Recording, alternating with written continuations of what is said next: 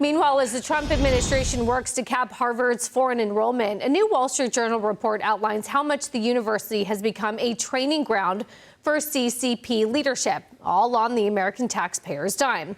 The list goes on and on. You have a former vice president, a former vice premier, the country's current top trade negotiator. They have all passed through Harvard's elite programs.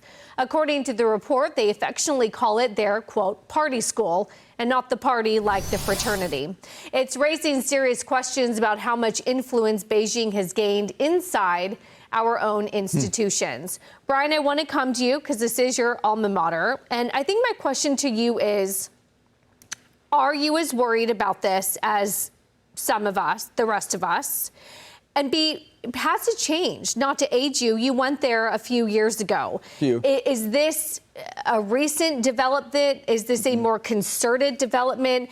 And then the third and final question, and I'll pose this to all of you guys as well, is typically the foreign students pay the full ride, which does allow then some people in the U.S. to go there on a scholarship. Does that begin to justify any of this? You're up. Yes.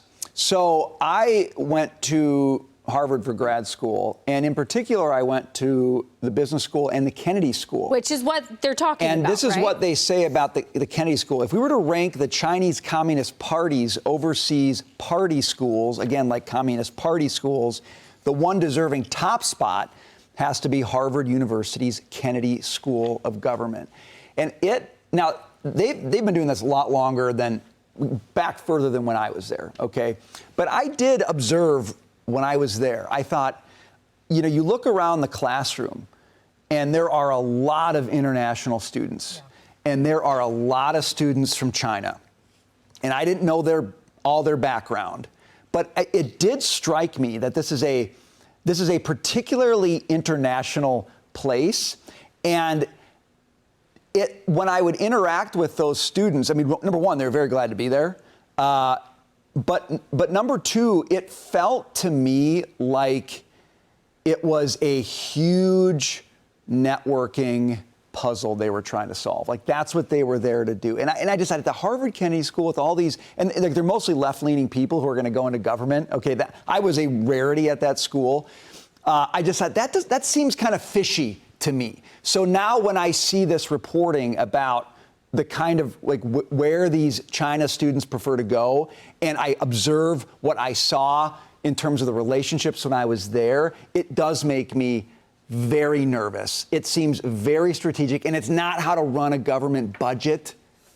It's how to forge ties with people who will be in the bureaucracy in America and with whom you would want to have friendly ties if you want to have influence in America. Adam, your thoughts? Well, there are a couple of things going on here. One is that we here in the U.S. Educate the world, we supply the world, we keep NATO afloat, on and on and on. And I think it's another example of I don't know if I can say countries or people taking advantage of our generosity and our open arms policy, but there is an element of that as I'm trying to figure out my own view on whether these schools should be as accepting of non-U.S. students as they are. When I was at Princeton, I graduated class of '88, and it was mostly a group of Americans. In fact, it was mostly guys. I mean, we were 2/3 male at that point. And so Princeton has done a wonderful job at diversifying the student body, and that makes a student body stronger. But when I was just down a couple of weeks ago for reunions, I was stunned looking at the seniors, how many kids did not look American. I mean, I don't know how else to say it. Yeah, I think it's something that we're all wrestling with as we're trying to figure out these issues, from imports to what is fair to what is not fair. I will say, and this is my final point because I don't want to be a ball hog here on time, but I think that we need in this country to rethink how we allocate H-1B visas. Those are the visas that we award to very talented people who are highly educated. We limit that to $85,000 a year. So if we're educating all these people, if we're putting them on scholarships, and then we're not getting the benefit of their being here, then we lose. So again, I've laid out a bunch of different things there. And Jackie, that sort of gets to the point where Marco Rubio seems to be tackling one issue when trying to clamp down on foreign students. But the the president has also said very clearly, the good graduates, we don't want the brain drain.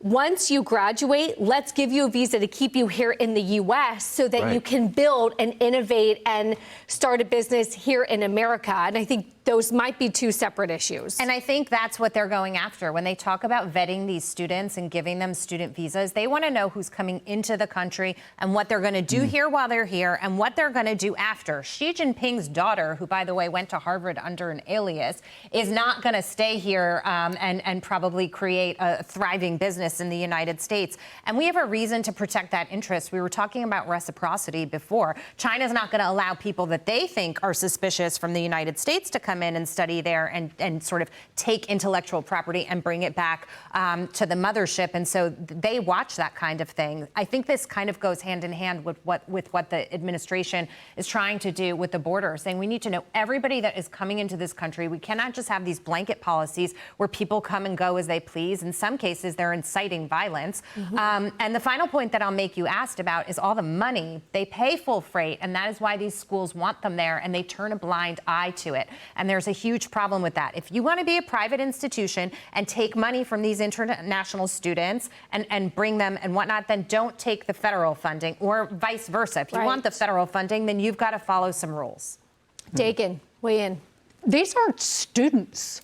These are mid-career government officials, some of whom have direct connections to the Politburo in Communist China or are members of the Communist Party. And Harvard is courting them and has been for decades. And that quote you read about it being the #1 party school, that quote was actually from a online publication run by China, by Shanghai's main party newspaper. That was the party admitting it. It wasn't that wasn't some American newspaper who wrote that. Yes. But I want to get to, it's not just that, it's what else that China is doing. The House Select Committee on the Communist Party of China, the CCP, has found that Harvard has, this is what the subcommittee found, partnered with Shangjiang Production and Construction Corps. That is a Chinese paramilitary organization that has been sanctioned by the U.S. government for human rights abuses against the Uyghurs. Harvard hosted a training course on finance in collaboration with the Chinese government.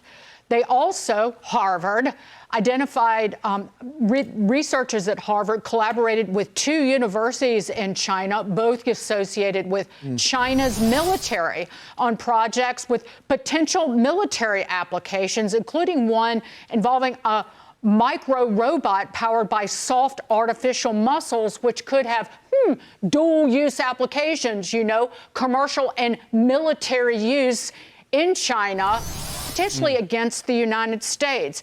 Also, Harvard utilized U.S. Department of Defense funding to support partnerships with Chinese scholars linked to the People's Liberation Army. So what is Harvard up to other than educating, training, and enriching the Communist Party of China and China as a whole, potentially with money and knowledge that could be used to hurt the United States of America? That's what Harvard's doing. Well said.